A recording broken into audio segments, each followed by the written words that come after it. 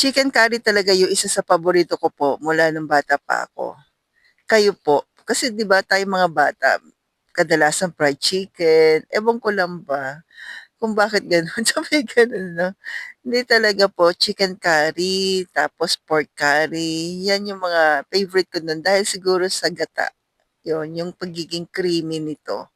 Buti na lang sa grindahan may curry powder, ayan po. Naggisa na po ako ng luya, sibuyas, bawang, tapos yung manok.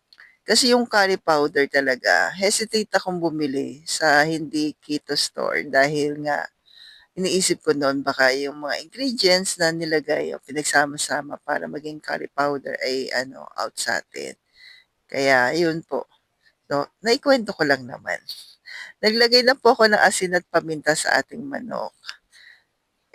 Tapos, pinamantika ko lang siya. Tapos, ilalagay na natin yung ating curry powder.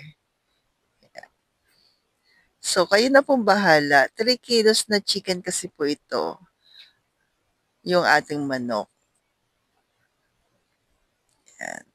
Tas halu-haluin lang po maigi para malagyan na ng curry powder yung lahat po.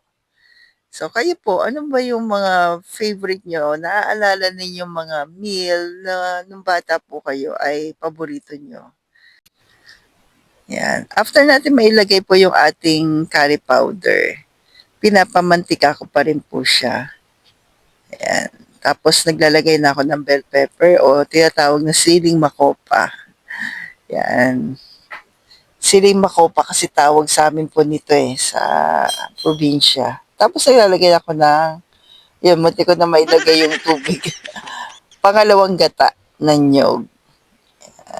Kayo po, sa probinsya ninyo, anong tawag sa siling makopa?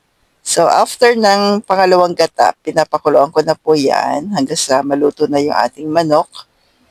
Then, naglagay po ako ng konting vinegar kasi ito po ay actually na-share ko itong food na ito nung last December po sa isang kainan. Yan yung aking share. Tinakpan ko lang ng 3 minutes para hindi siya madaling mapanis.